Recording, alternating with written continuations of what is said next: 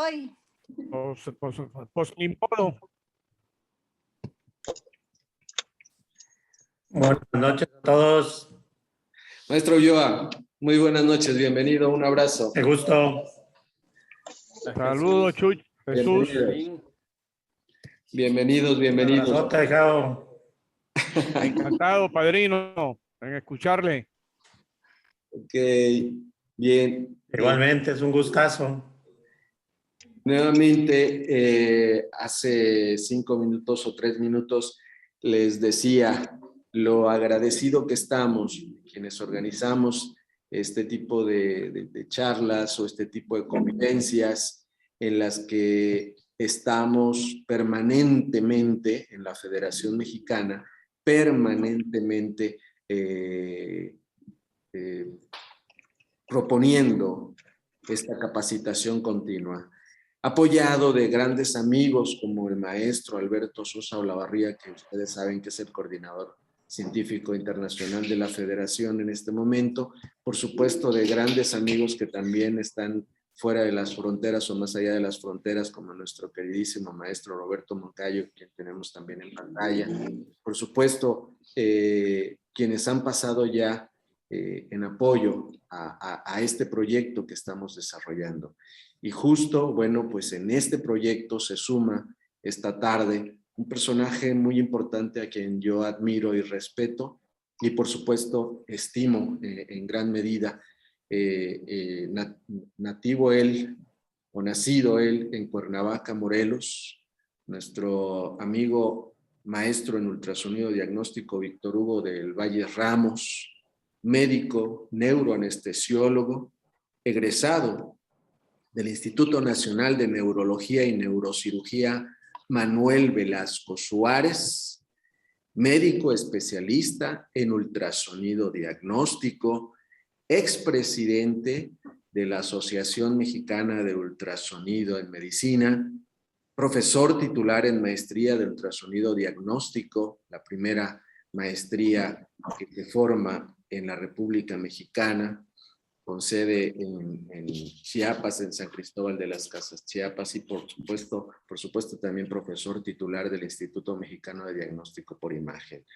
Maestro Víctor Hugo del Valle Ramos, bueno, de sobra sabe la estima que se le tiene de manera personal y por supuesto hermano en estos quehaceres del ambiente científico. En su trabajo que hizo en la AMUSEM en su momento se notó y bueno, pues hoy lo invitamos a que siga con ese ahínco, con esa personalidad que usted tiene dentro de la ciencia del ultrasonido. Maestro Víctor Hugo del Valle Ramos, bienvenido, y antes, si me permite, de que pasemos al inicio de la charla que ya tenemos prevista, nos tomamos un minuto para la tradicional editorial del maestro Alberto Sosa Olavarría. Maestro Alberto, por favor. Muy buenas noches a todos nuestros colegas que cotidianamente se vienen incorporando a esta actividad científica. Cabe señalar que es necesario, dado los acontecimientos que conocemos desde que estamos en contacto con la Federación, que alguien se ocupe de manera detallada del pasado, del presente y del futuro de esta federación. Muchas cosas grandes, bonitas, interesantes que decir acerca del pasado, de la labor realizada por cada uno de los presidentes, los eventos científicos organizados por cada uno de ellos que siempre han estado asignados por el éxito y que vale la pena construir en una biografía institucional. Luego pasar al estado actual, donde la intención y el objetivo fundamental es la educación continuada y la proyección de la federación más allá de las fronteras, buscando el camino para que todo aquel dentro de México y fuera de México pueda afiliarse de una manera efectiva. Y por otra parte, indudablemente, se puede vislumbrar un futuro extraordinario de la federación que, por supuesto, ya tendrá que ser contado por otros autores. Creo que me atrevería a decir que la persona más indicada para hablarnos del pasado y del presente de la federación no es otro que Mario Cruz y Rivero. Así que dejo allí la idea sobre el tapete y que en el próximo congreso que se celebre, pues tengamos nosotros esa visión del pasado, del presente y del futuro. Suerte para todos. Bienvenido al conferencista de esta noche. Estaremos prestos a adquirir los conocimientos que tenga bien dejarnos para utilidad de nuestros pacientes. Muchas gracias, doctor Alberto Sosa Lavarría. Muchas gracias, doctor Jorge Estrada, presidente de la FEMACU. Estoy muy agradecido por esta invitación, tal vez poco merecida, pero vamos a comenzar con nuestra plática y espero que sea entendible esta plática. Voy a compartir mi pantalla. Ok. Adelante, maestro.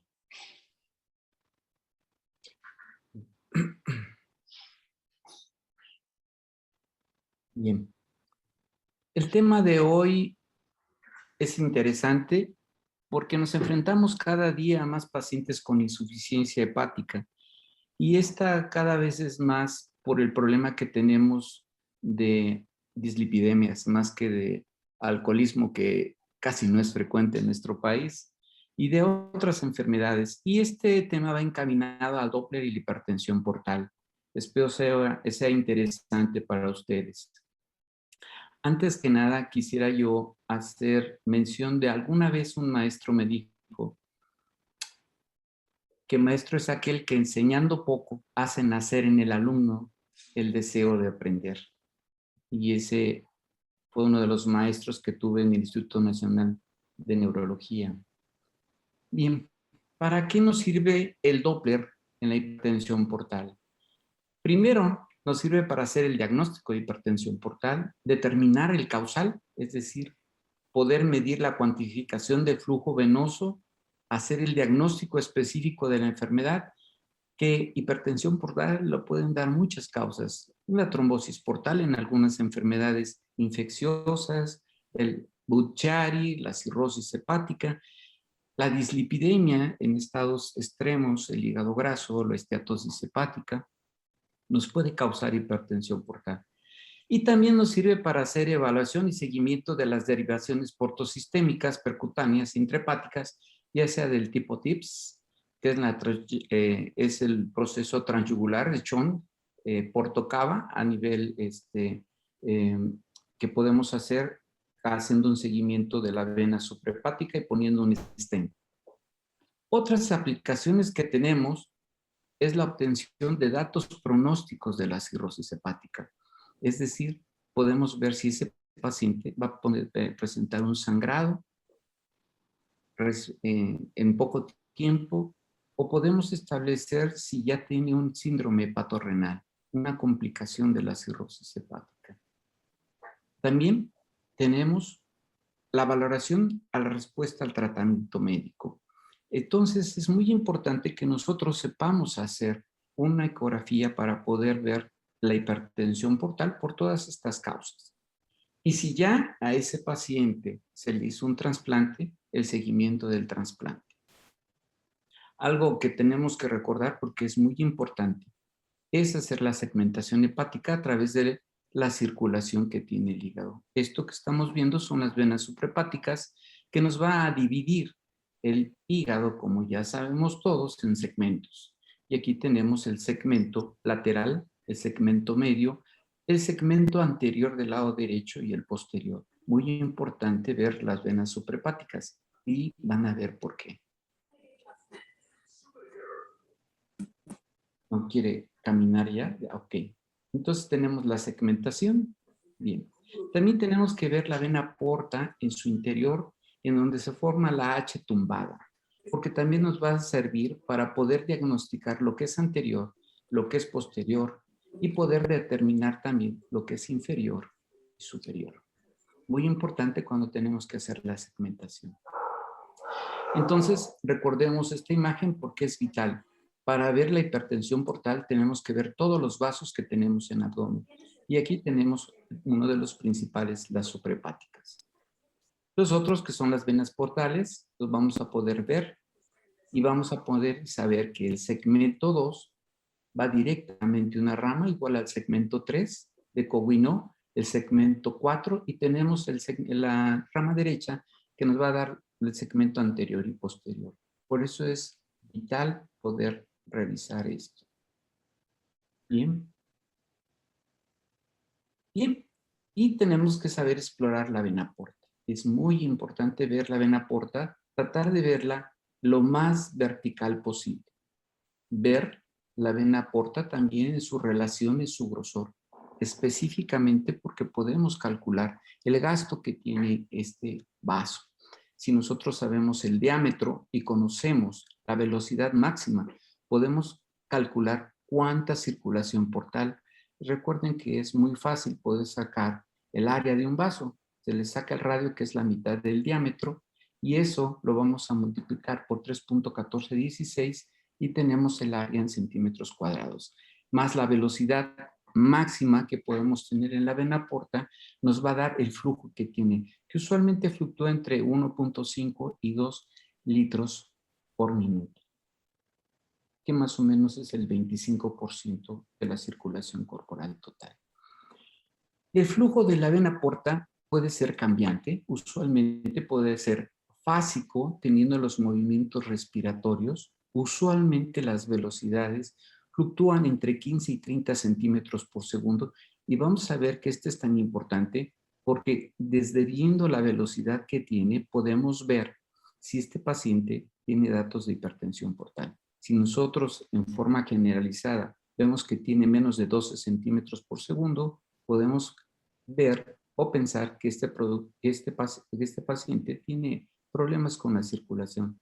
Recordemos que tenemos que hacer toda la exploración, medir la longitud del hígado, ver el conducto biliar, la vena porta en su corte transverso para el diámetro, que ya quedamos, los flujos que tiene. Y también ver, para ver si es por una cirrosis, el índice de Harbin, que es la medición del lóbulo caudado entre el lóbulo derecho. Y esta relación no debe pasar de 0,65. Aquí hay mucha discusión, algunos dicen que no sirve de nada para poder llegar al diagnóstico de cirrosis hepática, pero otros le dan un valor de una sensibilidad del 85% para ver cirrosis. Yo siempre lo hago. Bien, tenemos que la circulación portal, que es básica en esto, las venas porta está formado por todas las venitas que están en el sistema, tanto cólico derecho como de las venas que están a nivel del intestino. Y esto nos va a formar la vena mesentérica superior, mientras que la cólica izquierda nos va a formar la mesentérica inferior. Vean cómo la mesentérica inferior se va a unir a la esplénica y estas al final se van a unir para formar la vena porta. Es tan importante ver los flujos tanto de la vena esplénica, la vena mesentérica y, cuando es posible, ver las coronarias o la gástrica izquierda y derecha. Vean ustedes que esto parece como un árbol en donde llega la circulación portal que trae el 85% de la circulación al hígado y el otro lo da la arteria hepática y es recolectada por las venas suprahepáticas. Bien. ¿Qué debe revisar entonces el estudio de ultrasonido? Pues, primero, la vena porta, la vena mesentérica y la esplénica. También ver la aorta, la arteria hepática, la mesentérica y la esplénica. Y esto es porque si hay una resistencia al flujo venoso, va a haber un aumento y vasodilatación del sistema arterial, es decir, la arteria hepática, mesentérica y esplénica. También vamos a poder medir la vena cava y las suprahepáticas, y vamos a ver más adelante por qué. Y observar si hay circulación colateral. Muy importante, si el paciente es sospechoso de una hipertensión, revisar las arterias interlobales y sacar el índice de resistencia, porque el paciente que sufre una hipertensión portal va a disminuir los flujos y vamos a tener alteraciones y los índices de resistencia van a aumentar. Recordemos que en las arterias interlobales y en las arterias segmentarias vamos a tener índices de resistencia que tienen que estar por abajo de 0,68 o 0,70 para algunos autores. Si lo tenemos más alto, la circulación está disminuyendo. Bien, ¿cómo vamos a hacer la exploración? Primero vamos a suspender la respiración. Dije suspender, porque si nosotros hacemos maniobra de Valsalva, se va a alterar la circulación hacia el hígado. Entonces tiene que ser simplemente pedir, no respire y en un ratito tomarlo. No tome aire y aguante, porque en eso se hace una maniobra de Valsalva y la circulación se encuentra disminuida hacia el hígado. Siempre vamos a ver un corte longitudinal de la vena porta para hacer la medición. Tenemos que hacer un ángulo de incidencia lo más cercano a 0. Y ponemos nuestro filtro de pared. En algunos viene como en 4 kHz o en 100 kHz. Otros viene como 1 y 2. Debemos estar en 1 o en 0 si es que la circulación es muy lenta. Y toma de la velocidad máxima. Y bien importante, tomar el diámetro antero-posterior de la vena porta, porque ya le dijimos que podemos sacar el área de ese y podemos calcular el flujo, que es muy importante en estos pacientes. Se va a tomar 3 determinaciones y se va a sacar una media. Todas las mediciones tienen que ser a través de una media. Y evitar las áreas de flujo helicoidal. Y digo porque algunas patologías dan flujo helicoidal que vamos a ver más adelante. Entonces quedamos que va el flujo entre el 75 y 80%, lo da la vena porta. Su perfil es laminar, como ya lo vimos, de segmento medio. La velocidad usual va de 10 a 30 centímetros segundos, con el promedio de 15 a 18, y aumenta cuando comemos. El flujo aumenta cuando nosotros comemos o cuando el paciente tiene una hepatitis o un proceso inflamatorio. Vamos a encontrar velocidades hasta de 80 centímetros por segundo cuando hay un proceso inflamatorio. Y este es un buen tip. Cuando ustedes tengan una sospecha de una hepatitis, midan el flujo de la vena porta y va a ver que sale de los parámetros normales. Como vimos, disminuye con la inspiración y sobre todo con la inspiración forzada. Bien. Entonces quedamos que el flujo es fásico, es monofásico, es continuo. A veces sigue el seguimiento de la respiración o el seguimiento de los movimientos cardíacos. Pero cuidado si es pulsátil. Porque si es pulsátil podemos tener una insuficiencia cardíaca o una insuficiencia tricuspidia.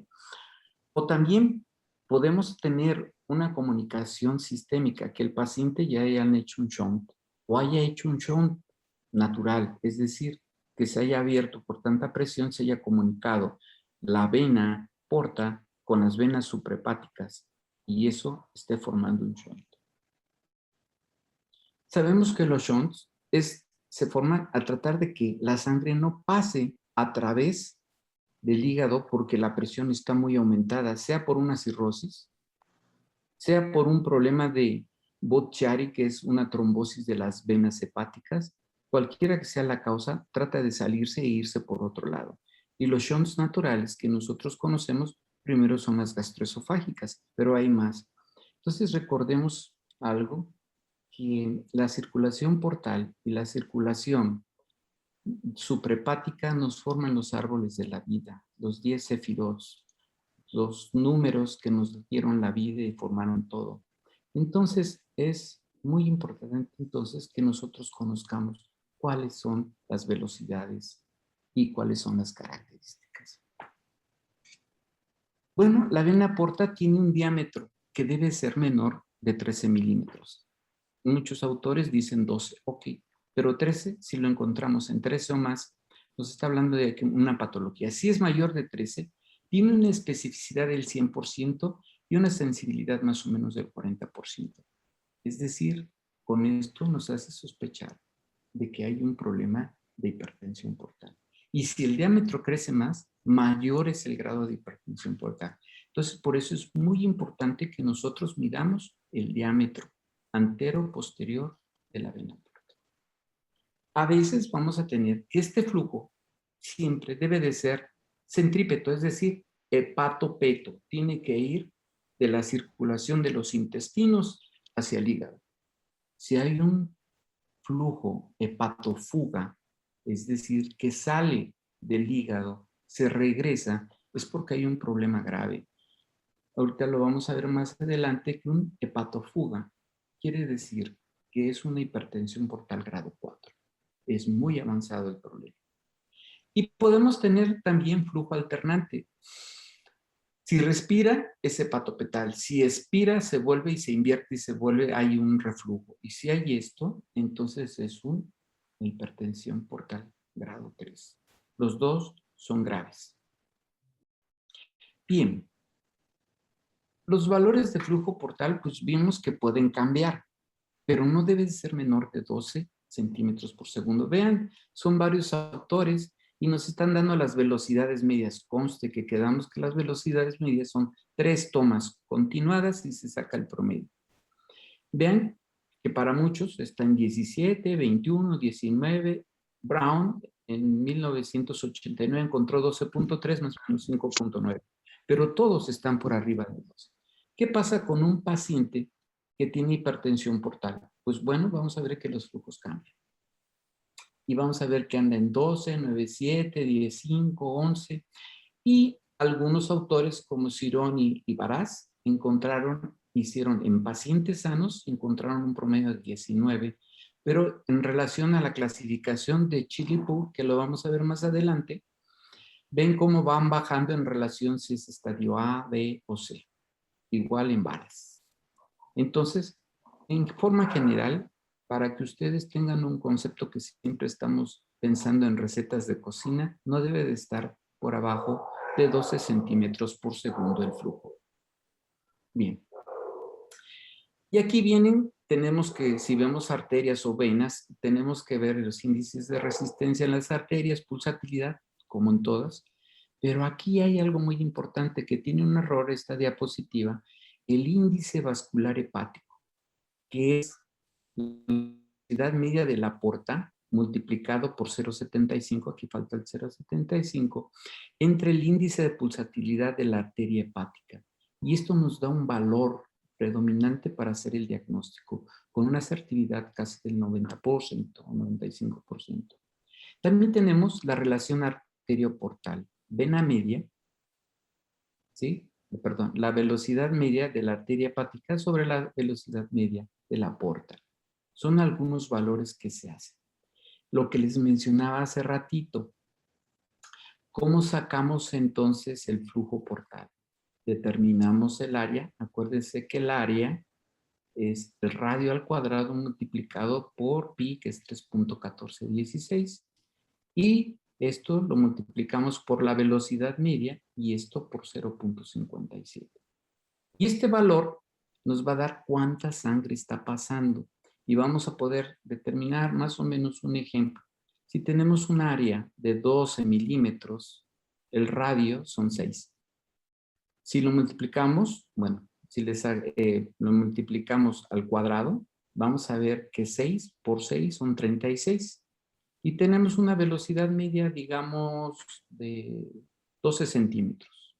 Entonces lo multiplicamos por esto y vamos a tener, y nos va a dar, por ejemplo, algo así como 1480 centímetros por segundo, que es el gasto o el flujo que está pasando por la porta. Bueno, este es el mejor parámetro que sacar simplemente la velocidad media de la vena porta. Es lo que nos hace como el segundo gold standard, porque vamos a ver cuál es el primero. Entonces tenemos que es un flujo laminar que puede tener fase, que puede ser por los movimientos respiratorios o por los cardíacos. Bien, Entonces, ¿cuánto mide la vena porta del arco? Entre 5 y 8 centímetros de longitud. Bien, ya quedamos que el flujo usualmente está entre 1500 a 2000 mililitros por segundo, perdón, por minuto, y que corresponde al 15 al 20% del gasto cardíaco. ¿Sí? Bien. Este es un flujo. Vean cómo se toma la vena porta, casi llegando a cero, y tenemos que es ondulante, y esto es normal. O puede estar totalmente aplanado, con una velocidad de 14.9. Aquí tenemos una velocidad promedio de 24. Y todo esto, estos flujos son normales. Ah, este no es normal. Igual como pasa en los niños cuando hay trastornos cardíacos que ya no están, tiene una suficiencia cardíaca en el bebé, vemos que las venas empiezan a arterializarse. Igual ocurre en el adulto. Aquí tenemos una insuficiencia tricuspidia y estamos viendo de rebote como si fuera una arterialización. Esto tenemos que revisar, hacer un ecocardio sencillo y ver que hay una insuficiencia tricuspidia. Entonces quedamos que el flujo es anterógrado, es un flujo hepatopetal. A veces puede haber flujo helicoidal y solamente es normal en el 2.2%. Es frecuente verlo en trasplantes en el 43% y cuando tenemos los sistemas, los shunts transyugulares intrahepático-portosistémicos en un 28%, y esto es cuando se están haciendo insuficientes, cuando se llegan a colapsar o atrapar. Las velocidades que nosotros vamos a encontrar en una vena porta que tiene un TIP son velocidades increíbles que andan hasta en los 200 centímetros por segundo. Entre más alto, puede ser que haya una estenosis más grande, secundaria en ese TIPS. Se llenan de sarro, se llenan también de ateromas, etc. Cuando hay una hepatopatía severa, vamos a ver colaterales portosistémicas en el 20%.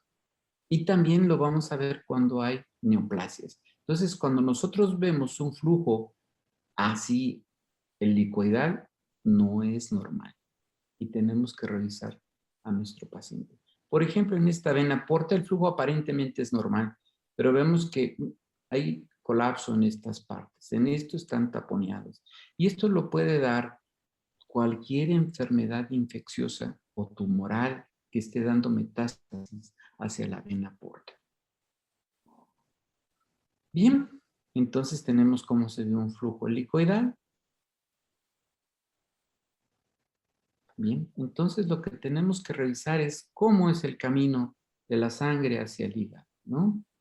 Bien, vamos a ver ahora las venas hepáticas. Las venas hepáticas sabemos que son las que recogen toda la sangre y la llevan de regreso hacia la vena cava, y es una parte de nuestro sistema que nosotros llamamos de precarga.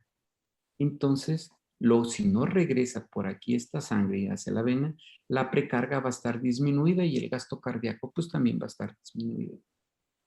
Entonces, los pacientes que tienen hipertensión portal manejan mal la sangre. Son pacientes que tarde que temprano hacen una insuficiencia cardíaca. Está trabajando sin que la reserva, es decir, la precarga, llegue un buen gasto hacia el corazón. Y por eso viene un circuito cerrado en el que disminuye la precarga, la circulación arterial, llega a las arterias renales, hay daño renal y lo que nosotros veíamos como una insuficiencia hepática simple comienza con una insuficiencia renal secundaria por falta de una precarga y un aumento en las resistencias cardíacas. Bien, entonces las venas tenemos una confluencia, tenemos la vena hepática derecha, media izquierda que ya vimos, y también podemos ver que la media izquierda puedan formar un tronco común y la hepática derecha puede tener hepáticas accesorias. ¿Cómo es el flujo? Pues el flujo es trifásico. Tiene una onda sistólica, una diastólica y una contracción auricular. Y forman una W. Tienen que formar una W. Si forman una M, tenemos una insuficiencia cardíaca en el paciente. Entonces también lo ve lo modular, la respiración y las maniobras de Valsalva. Pujamos, se inhibe la forma de la onda. Y esto puede causar una atenuación espectral. Entonces, recuerden que forma una W. Si esto lo encontramos al revés, estamos con un paciente que tiene insuficiencia cardíaca y parecería una arterialización del sistema venoso, igual como ocurre en los fetos. Bien, la arteria hepática es una arteria pequeñita, ya vimos que es una rama del tronco celíaco, llega aquí y va a emitir rama izquierda y derecha. La rama derecha podemos ver qué pasa, aquí podemos ver la vena porta y por aquí podemos ver la rama derecha que va hacia acá. Y lo que hacemos igual es medimos las velocidades, sacamos los índices de pulsatilidad porque es muy importante. Si hay problemas en la circulación de la vena porta, el cuerpo va a tratar de compensarlo haciendo una vasodilatación esplácnica. Usualmente son de una resistencia más o menos no tan elevada, pero son de resistencias en el cual el índice de resistencia está más o menos en el 0,80 y aquí hay una vasodilatación. Bien. ¿Qué entonces vamos a estudiar en la arteria hepática? Bueno, pues los índices, vamos a ver índices de resistencia. Aquí vemos índices de resistencia y no tanto índices de pulsatilidad como en lo fetal. Y vamos a ver que debe de fluctuar entre 5.07 y 5.05 y 0.7. Va a haber aumento del índice de resistencia en la hipertensión portal y hay un aumento del índice de resistencia postprandio en pacientes normales. Por ejemplo, si acaba de comer, el índice de resistencia va a aumentar.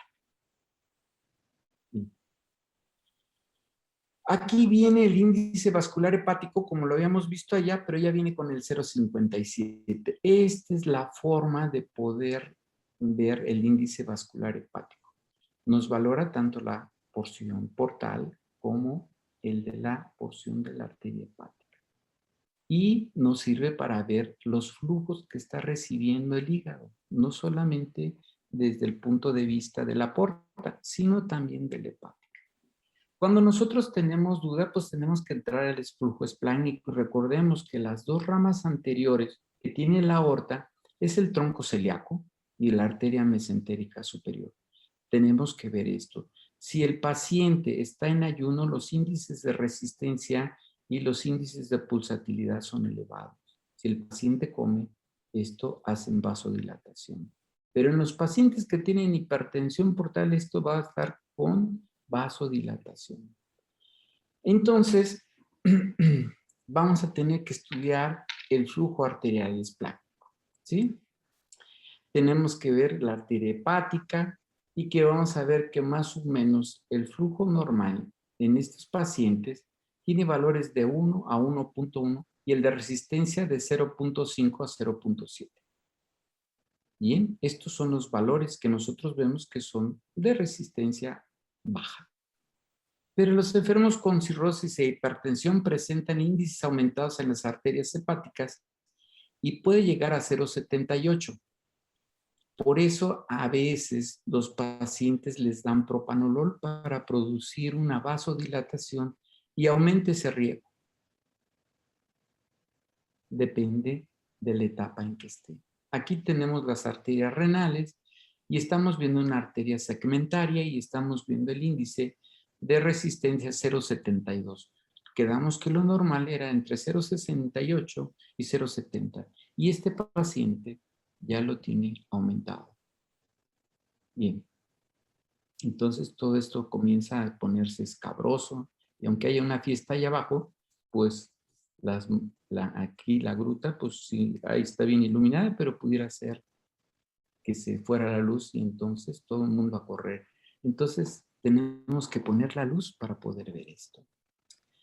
En el año de 1900, un señor llamado Gilbert dice, ¿qué es la hipertensión portal? Y él dice que es un síndrome clínico caracterizado por aumento de la presión en el territorio venoso portal y debido al incremento de resistencias al flujo asociado a un hiperflujo esplácnico. Está muy aumentada la circulación, aunque los índices de resistencia estén aumentados, el flujo está aumentado, toda la circulación tratando de compensar lo arterial a lo venoso. Y dice que está dado por enfermedades que interfieran en el flujo sanguíneo a cualquier nivel del sistema portal. Y no es reciente, es muy viejo. ¿Qué pasa entonces? Pues que hay una cirrosis hepática. Demos el ejemplo de cirrosis. Hay una resistencia al flujo portal, hay un aumento del flujo portal, pudiera ser que haya esto, perdón, aquí en lugar de portal es esplácnico, con un aumento de la presión portal y el gradiente de presión venosa que se mide a través de un catéter de Swan-Ganz, un catéter que se mete por la yugular, se llega a la aurícula derecha, se infla el baloncito y deja que se vaya y entra alguna de las venas suprahepáticas, sea a la izquierda o la derecha. Se desinfla, bueno, llega uno con el balón inflado y se toma una presión y esa presión se llama presión en cuña. Se desinfla el baloncito y mide una presión libre y la diferencia que hay entre esos nos va a dar el gradiente de presión de las venas suprahepáticas y nos va a determinar la hipertensión portal. El gradiente normal de las presiones de las venas suprahepáticas es de 7, pero si tenemos aquí una de 25 y el gradiente aumenta 5 milímetros más que esto, la diferencia, tenemos un problema ya de hipertensión portal. Y si aumenta más de 15, ese paciente tiene problemas, aumenta el riesgo de sangrado de las varices, por varices. Entonces, si hay hipertensión portal, va a haber desarrollo de vasos colaterales portosistémicos, dilatación de los vasos preexistentes y circulación hiperdinamica. Nos va a causar una esplenomegalia, hiperesplenismo, varices gastroesofágicas, gastropatía congestiva, colonopatía congestiva y varices rectales, ascitis y encefalopatía. Bien. Entonces, si tenemos una presión portal que está dado por el flujo, por la resistencia, tenemos aumento del flujo sanguíneo, vasodilatación esplácnica, aumento del gasto cardíaco. Cuando ya tiene que haber aumento de la resistencia, hay un flujo sanguíneo esplácnico y una resistencia. Disminuye el flujo sanguíneo hepático y el flujo sanguíneo colateral aumenta. Bien, hay algunos factores que activan o inhiben la hipertensión portal.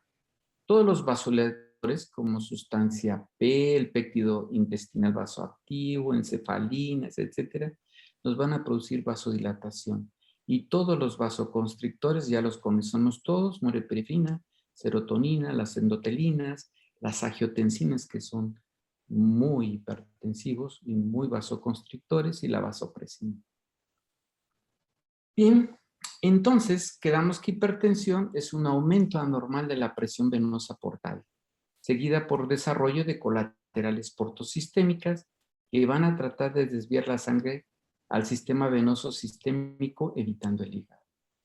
Y el gradiente de presión de la vena cava es de más de 12 milímetros de mercurio. Y a eso le llamamos hipertensión clínicamente significativa. Cuando se mete el catéter de Swan-Ganz, se calibra poniéndolo en la aurícula derecha y eso significa el 0. Y eso significa que entonces que tenemos 12 milímetros de mercurio en relación a lo que tiene la vena cava. Bien. Entonces, gradientes de presiones de más de 6 milímetros entre la vena porta y la vena cava inferior se considera ya hipertensión. Más de 12, hipertensión significativa con riesgo de que sangre las varices. También se puede medir la presión venosa esplénica y esta es más de 15 milímetros. Veamos la circulación que tenemos, la vena umbilical, y podemos tener colaterales hacia el mismo vaso y hacia el riñón, y estos se llaman esplenorrenales. Tenemos hacia el estómago a través de las coronarias estomáquicas izquierda y derecha, y nos van a dar varices y también hacia las esofágicas. Y tenemos el sistema esplenorenal. Entonces es muy importante saber. Este es el catéter de Schwann-Ganz que se mete para medir la medición de las venas. Entonces, ¿por qué es tan importante saber de la hipertensión portal? Porque es la 9ª causa de muerte general en México. ¿Sí? Es la 4ª causa de muerte en individuos entre los 25 y 45 años. Y la hemorragia del tubo digestivo alto está asociada a una alta mortalidad, el 20%. ¿Para qué sirve entonces que nosotros hagamos el pronóstico? Porque puede hacerse una endoscopía y antes de que sangre el paciente ligarlas, el proceso varicoso. ¿Va a mejorar la vida del paciente y va a evitar las hemorragias? Pues si sigue la hipertensión, el riesgo sigue latente, pero al menos las va a retardar. Entonces, la presión portal normal es de 5 a 10 milímetros, fíjense, a nivel de la porta. ¿Sí? La hipertensión portal se considera por arriba de 10 milímetros y es clínicamente importante de 12 milímetros. Bien, entonces hay una clasificación de hipertensión portal que nos dice en prehepática, hepática y poshepática. Y esto ha cambiado muchísimo. Ahorita la clasificación de Sherlock, en el 2011, las hepáticas nos la dividen presinusoidal, sinusoidal y postsinusoidal. En prehepática y poshepática. Vean las causas, que no solamente es por cirrosis. Tenemos la presinusoidal por sarcoidosis, tuberculosis, cirrosis biliar, fibrosis portal no cirrótica, etcétera. Hay muchísimas causas. No todo es por alcoholismo, no todo es por cirrosis biliar. O sea, hay muchas causas y tenemos que determinarlo. Si es sinusoidal, pues tenemos cirrosis no alcohólica, posinfecciosa, etcétera, hepatitis. La posinusoidal tenemos las enfermedades venosas oclusivas, por lupus, por irradiación, por quimioterapia, por trasplantes, y tenemos muchas causas por las cuales pudiera ser. La más frecuente que tenemos, pues, es la cirrosis portal. Y vemos que se forman granulomas que comprimen las venas, son procesos fibróticos que impiden que circulen los vasos portales y entonces eso aumenta la resistencia y disminuye el flujo. Tratando de evitar, entonces, como no puede pasar la sangre, tiene que pasar por algún lado. Y usualmente una circulación que es muy pobre se vuelve mayor. Y esto produce, como todas las venas, nosotros recordemos que pueden sufrir alteraciones morfológicas, comienzan a formar varices. Y aquí tenemos, por ejemplo, la coronaria izquierda y cómo se llega hasta donde están las esofágicas y se producen varices y sangrado. ¿En dónde se va a romper? Donde las presiones sean mayores. Las porciones donde, acuérdense que el esófago tiene una característica que no tiene serosa, tiene muscular y mucosa. Entonces ahí no hay tanta forma de que no se formen varices, no hay tanta resistencia. Entonces es por eso que cuando hacían la funduplicatura y me entraba el cirujano y la cogía, se podía deshacer y hacer una perforación que no se daban cuenta porque no tiene serosa, no es como el estómago que tiene serosa. Entonces es por eso que se forman más fácilmente las varices a ese nivel. Pero antes de que haya habido esto, ya pasó por estómago y causó una gastropatía que se llama gastropatía cirrótica y se da como manifestaciones. Objetivamente, vamos a ver que la clasificación va en 4 grados y esto es en relación a las presiones que ya vimos.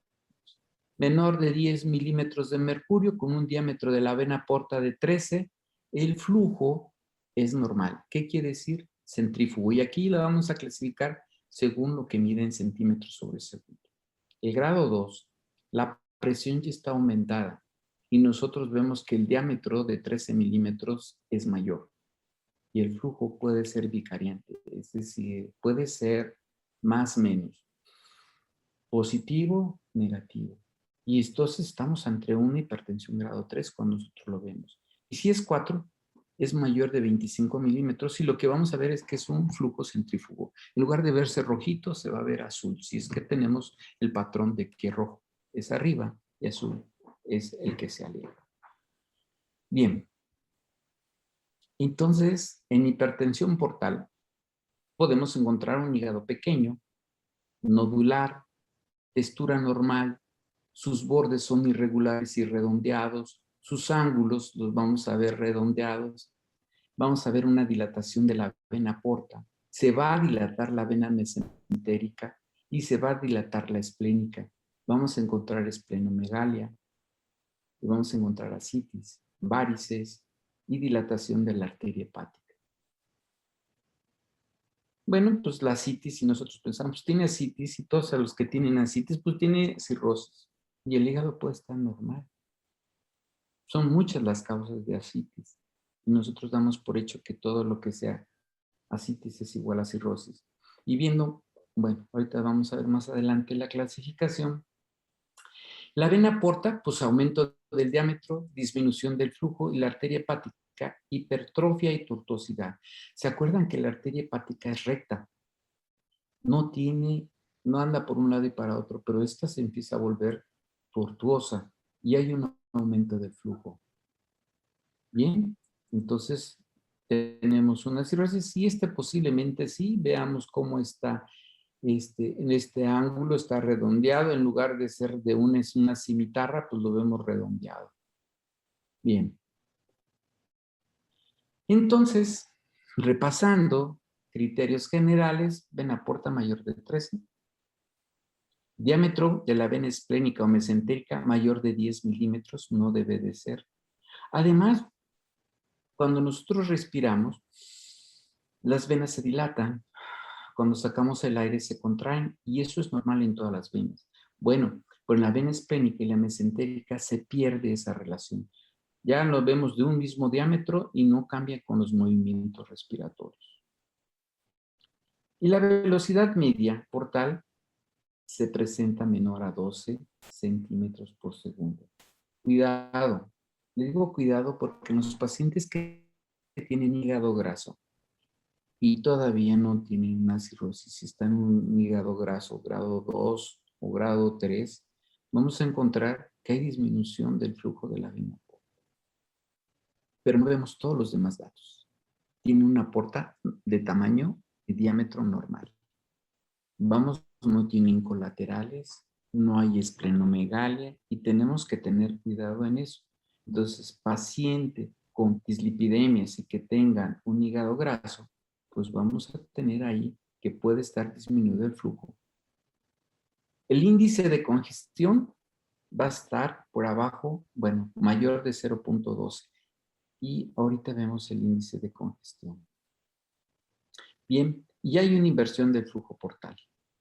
Presencia de colaterales y la vena coronaria, que usualmente nunca la vemos, se dilata y mide más de 6 milímetros, como si fuera un colédoco. Y la umbilical se abre y puede medir más de 3 milímetros. Bien, y la esplenomegalia, pues el diámetro cefalocaudal mayor de 13 centímetros. Hay ascitis.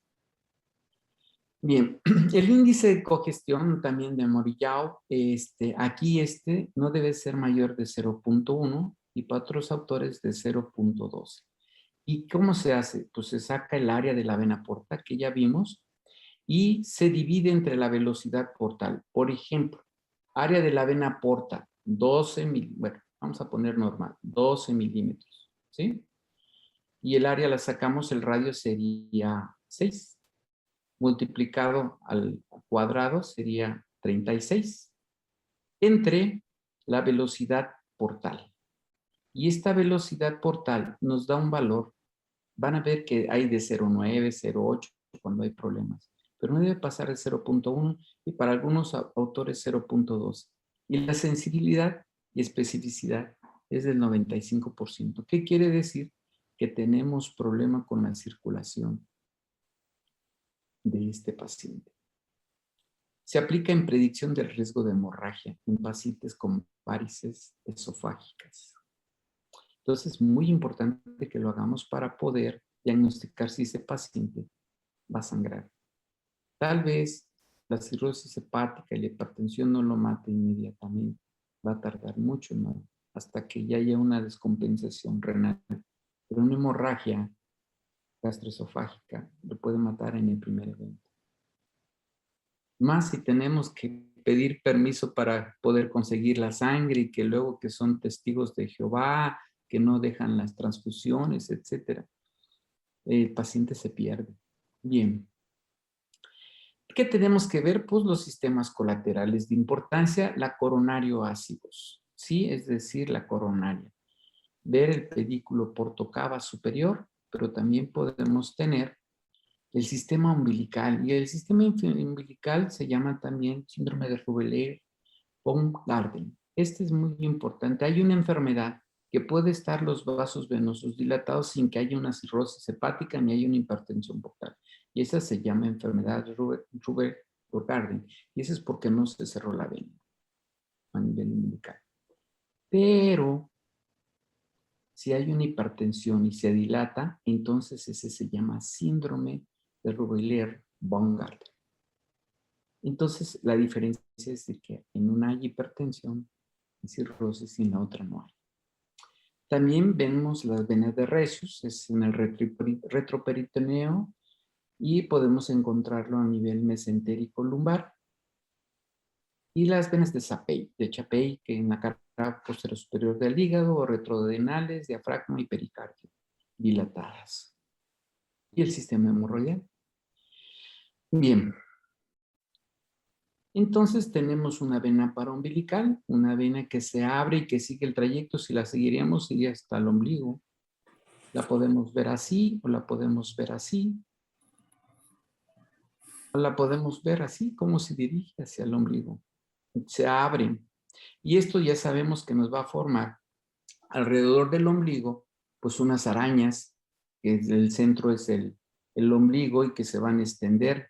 Y eso nos brinca. Cuando nosotros vemos el abdomen del paciente que tiene ascitis y tiene eso, entonces no necesitamos hacerle ultrasonido para saber que tiene un problema de apertura de las venas, de la vena umbilical. Bien. También vamos a tener varices peripancreáticas y periesplénicas.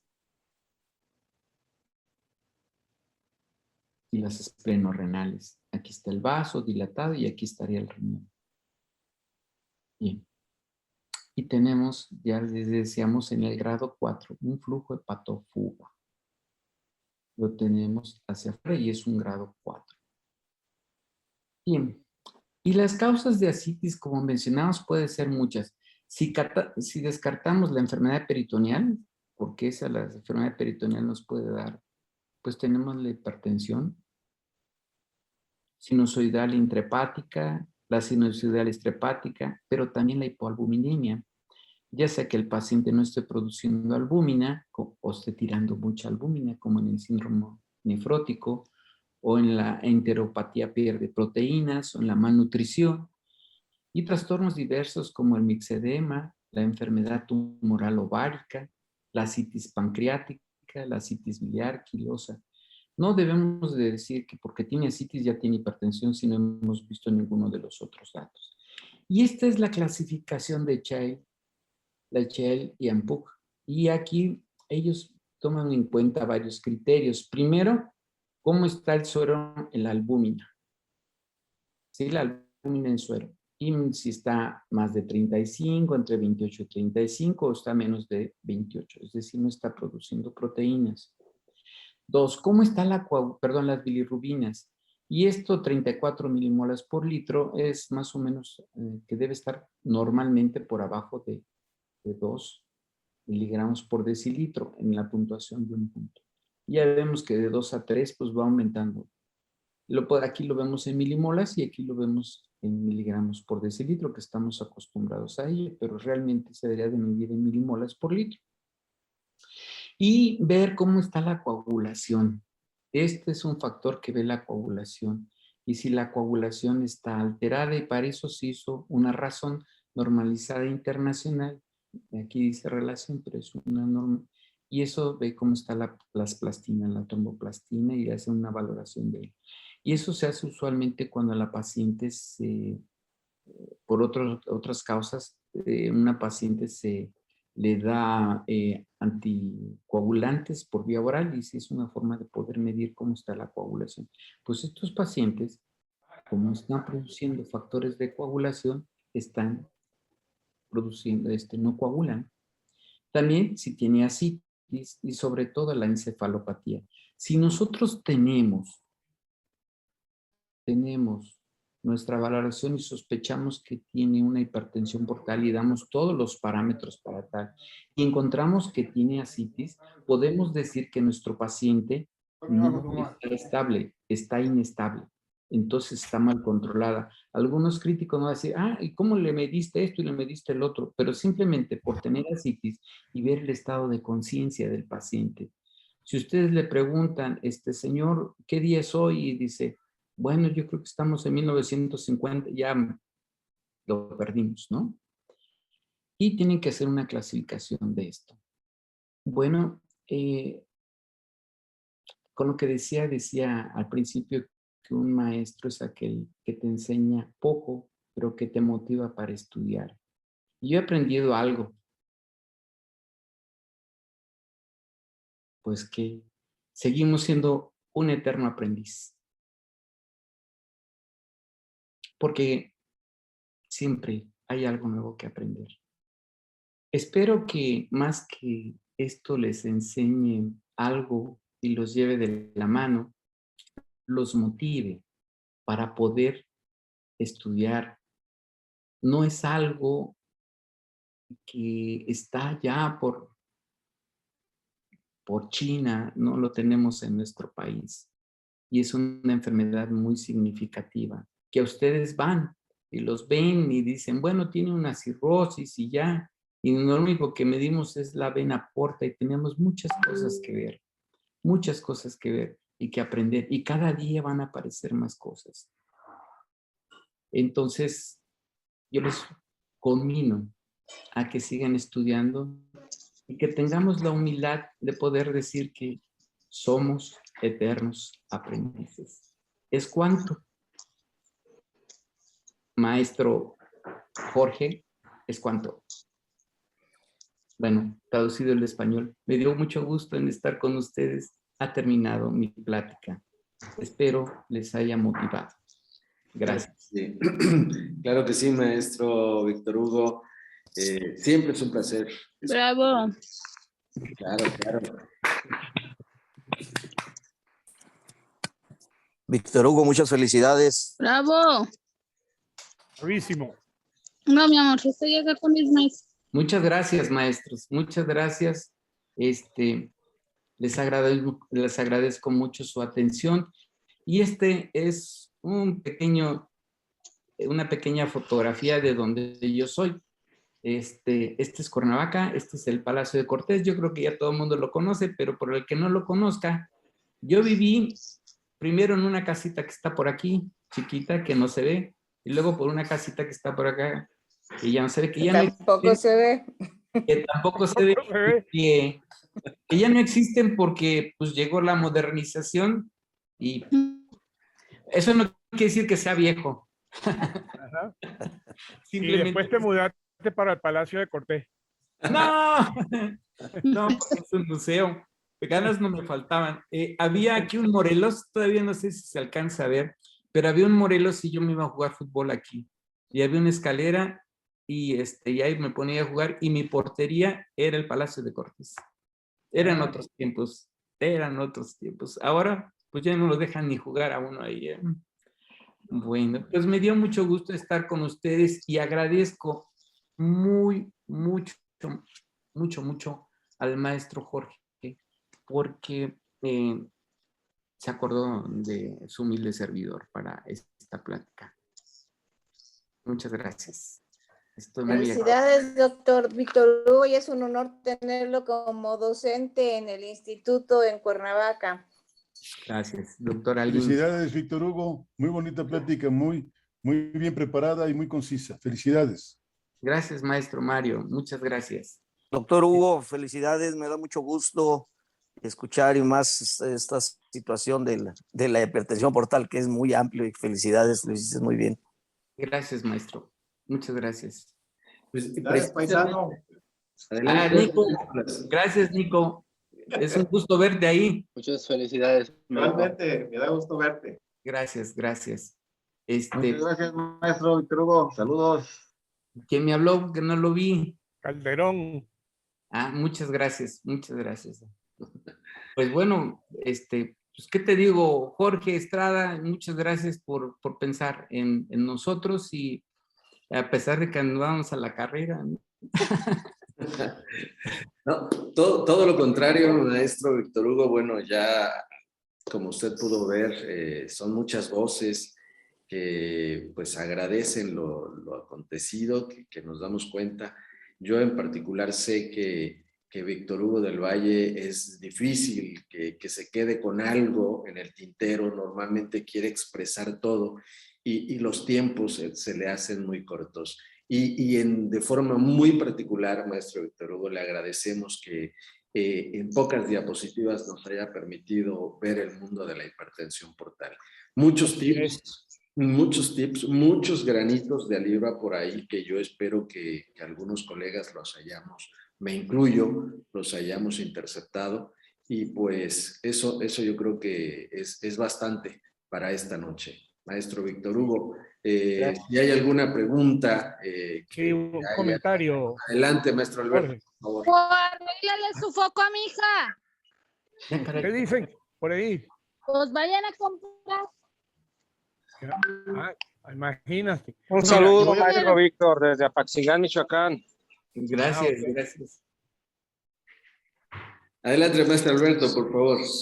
Sí, una pregunta quiero hacerte, porque realmente el tema es sumamente apasionante y nos hemos enfrentado con algunos casos de recién nacidos que le hemos diagnosticado shunt portosistémico con derivación anormal del ductus venoso hacia la vena cava, lo cual eso indudablemente crea un bypass entre la circulación umbilical y el hígado queda prácticamente sin perfusión.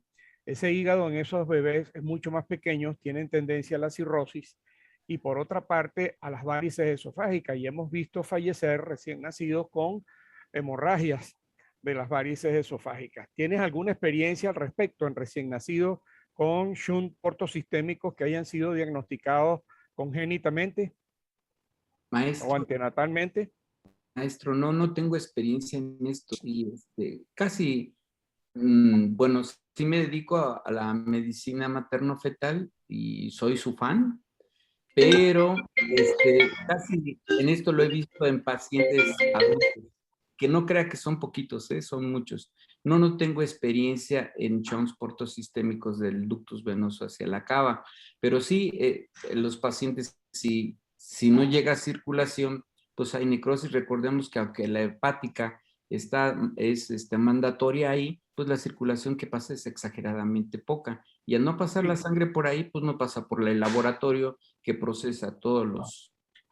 Es obligatorio para el crecimiento y desarrollo del hígado del feto, la circulación umbilico-portoductal. Eso es importantísimo. Y al existir una derivación anormal del ductus de Arancio, creando el shunt portosistémico, crea un verdadero problema con estos bebés. Tienen una hepatometría disminuida y con el riesgo ese de que le conversabas, con la hematemesis neonatal, la hipertensión portal y las varices esofágicas. El tema no ha sido abordado en la literatura mundial, ¿no? Sino que son casos esporádicos, excepcionales, pero que debemos estar alerta cada vez que los médicos que hacemos medicina materno-fetal encontramos un drenaje anómalo del ductus venoso de Arancio. Felicitaciones por su conferencia. Esto va a motivarnos a nosotros a continuar con la enseñanza, ya metiéndonos en el campo de la obstetricia. Me voy a permitir hacer un comentario que ya lo había conversado con el presidente, con don Jorge. Pues resulta ser que el hígado en la mujer embarazada ha sido también muy poco estudiado en el sentido de ciertas entidades como pueden ser el hígado en el síndrome HELP, por ejemplo, ¿no? La colestasis recurrente del tercer trimestre, las anomalías o patologías de las vías biliares.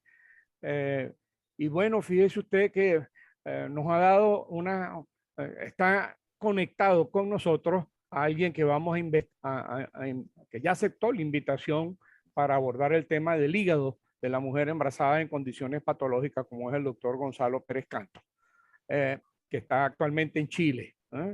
Él es, además de perinatólogo, es ecografista general. Pues bien, ahí tenemos un tema sumamente interesante para darle continuidad a lo que usted ha expresado. Y a mí me surgen preguntas múltiples. ¿Cuál es la velocidad de la vena porta en la mujer embarazada según los trimestres del embarazo? Hay un índice venoportal en la mujer embarazada a medida que avanza la edad de gestación en condiciones fisiológicas, porque sabemos que el gasto cardíaco de la mujer embarazada está muy aumentado, aumenta la bulimia, aumenta el flujo. Entonces, estos índices que usted nos ha dado, indudablemente que caben perfectamente en un proyecto de investigación en las hepatopatías durante la gestación. Gracias de nuevo, profesor Hugo del Valle. Muy agradecido. Gracias. Muy agradecido, como decía don Pedro Vargas. Gracias, maestro. Es un honor esa mención que usted hace. Gracias, maestro. Bien. ¿Alguna otra pregunta? Digo, como ya bien nos dimos cuenta, maestro Víctor Hugo, este tema da mucha tela de dónde cortar. Y sobre todo, usted bien lo dijo, si te atrae, si algo te mueve, eso es lo que provoca, o esto es lo que provoca, como ya escuchó, quizás hasta líneas de investigación. Entonces, maestro Orrante, ¿algún comentario, alguna pregunta? Sí, si me permites, Hugo, si me permites el comentario para una forma práctica, porque a veces, como el día de hoy que tuve 37 pacientes en el ISSSTE, ya se imaginarán que estaba, pero loco, en este sentido de que como normotécnica que le llamamos 12-13, 12-13, 12-13. ¿A qué me estoy refiriendo? El diámetro de la vena porta extrahepática, 12-13 milímetros de diámetro. Velocidad de la sangre a ese nivel, 12-13 milímetros debe de ser. Si está por abajo, ya sabemos que es como lo decía el doctor Hugo. Y la esplenomegalia, 12-13 en el eje longitudinal. Eso en forma así breve, rápido, sabiendo estas dimensiones, hay que buscarle más, como lo decía Hugo. Gracias, Hugo, y felicidades. ¿Puedo yo hacer un comentario, Jorge? Claro que sí, maestro Roberto, por favor.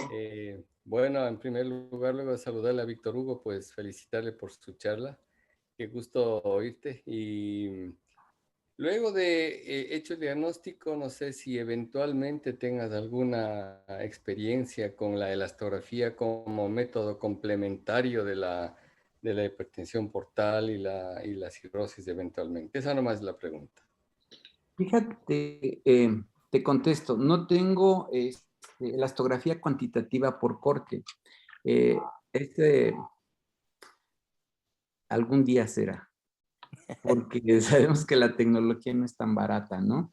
Porque así es. Algún día será, pero fíjate, y es lo que yo le comento a mis alumnos, que si no lo tienes, pues puedes mandar a hacer una elastografía a otro lado, pero yo pienso que es una herramienta más, no es la base del diagnóstico. Por supuesto. Entonces, por supuesto, así es un complemento más que te da un cierto valor extra, pero todo lo que tú expusiste es la base a la cual llegamos al diagnóstico, ¿no? Así que solamente era una pregunta al respecto, sí, complementaria, ¿no? Sí, te lo digo desde desde mi punto de vista que no tengo para comprármelo. Porque si lo tuviera aquí lo pusiera yo, ¿no? Pero no lo tengo. Un día de estos, digo, lo más temprano que tarde se va a hacer, seguramente. Muy bien, Víctor Hugo. Un gusto saludarte y Gracias. Felicitaciones nuevamente. Gracias, es un gusto verte, ¿eh? Esta pandemia no nos deja vernos en persona, pero algún día ya pronto será. Ya que... Por esta vía, así es. Bueno, pues ahí están los comentarios, están las preguntas, maestro Víctor Hugo.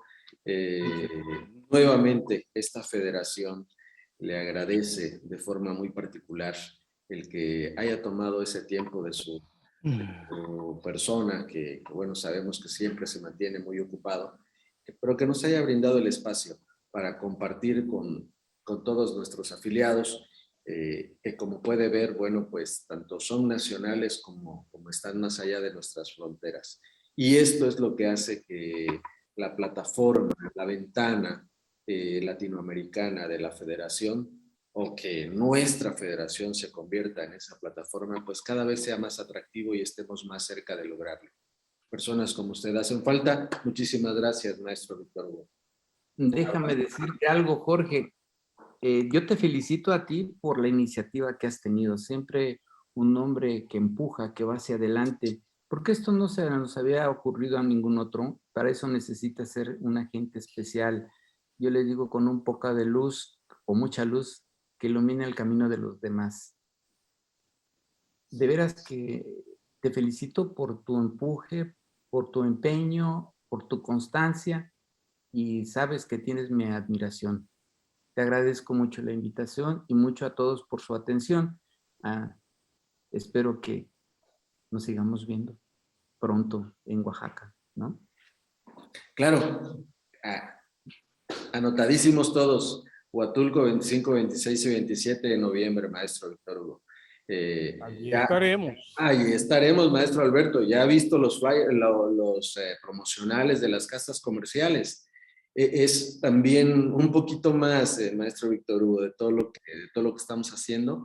Las mismas casas están haciéndole promoción a la federación y también decirles que, maestro Víctor, le comento, va a haber un curso transcongreso, como le comentaba en la mañana, que no tiene costo adicional. Todo aquel que pueda estar en el congreso, en automático, podrá ser acreedor a una constancia en su momento por haber acreditado el curso de ecocardiografía fetal. Entonces, muchas cosas buenas. Y de eso también va a ser partícipe nuestro invitado de la ciudad de la eterna primavera. Maestro Víctor Hugo, cuídense mucho. Muy buenas noches. Gracias a todos. Maestro, buenas noches, hasta luego. Maestro, entonces queda confirmada, queda confirmada en 15 días. Nos estaremos viendo para platicar con nuestro queridísimo amigo, el doctor Roberto Gonzalo Pérez Canto, acerca de la patología hepática y la embarazada. ¿Cierto, maestro Alberto? Es correcto. Sin duda alguna, en 15 días estaremos en el aire. Perfecto. Y viniendo desde Chile, maravilloso. Felicidades, Alberto. Y saludos, Jorge. Nuevamente felicidades a ti y a todo tu grandísimo auditorio. Amén. Y también Estrellita, maestro Alberto. Oye, que la oí por ahí comentando. Excelente, Estrella. Muchas gracias por tus flyers muy acertados, ¿no? Sí, sobre todo porque te vamos a designar secretaria vitalicia de la FEMACU.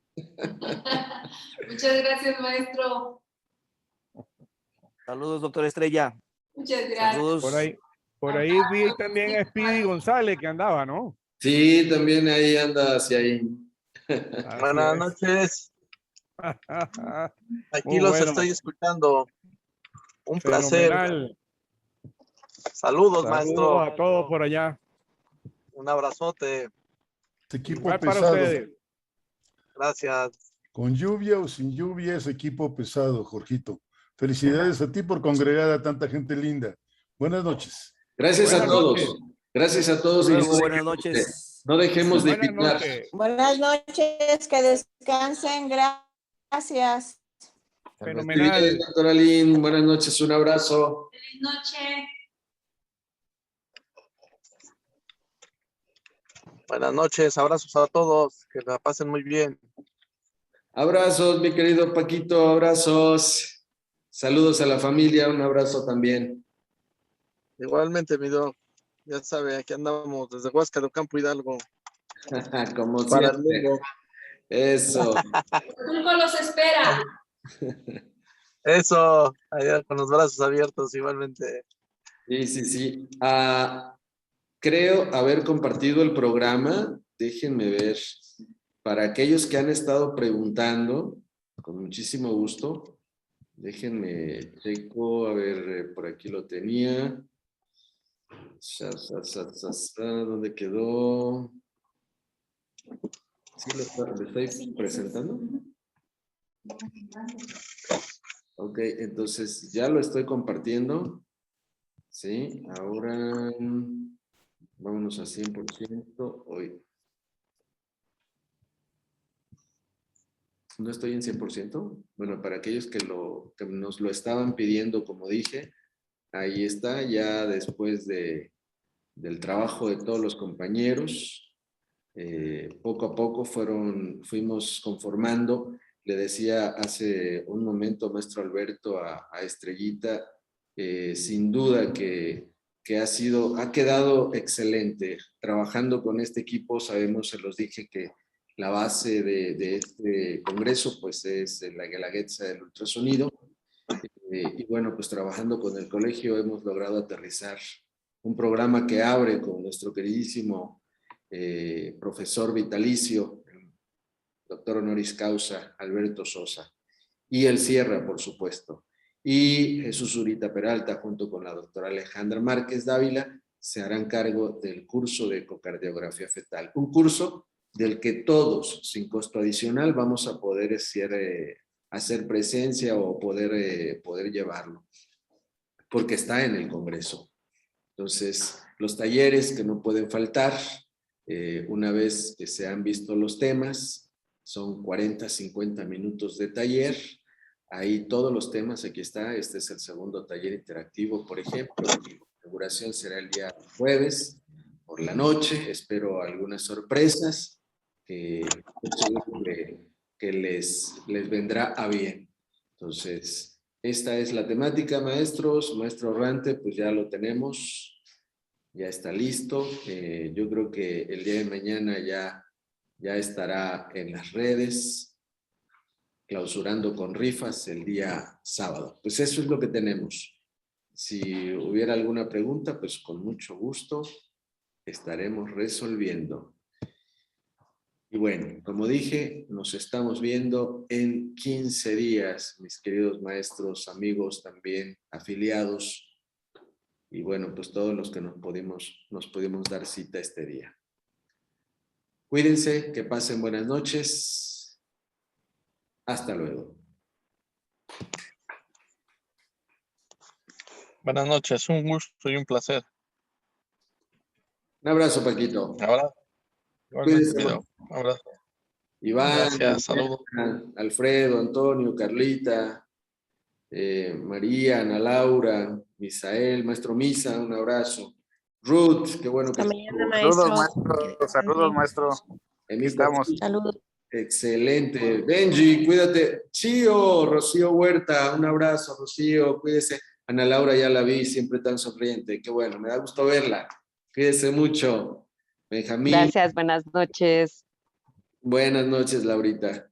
Eduardo también, mire, que somos los que estamos ahí en la línea todo el tiempo, ¿verdad? No nos cansamos de aprender siempre cosas nuevas. Eso es bueno. Saludos, doctor. Chío, un abrazo. Cuídese. Abrazos de regreso. Usted también. Cuídese. Que pasen buenas noches. Hasta luego.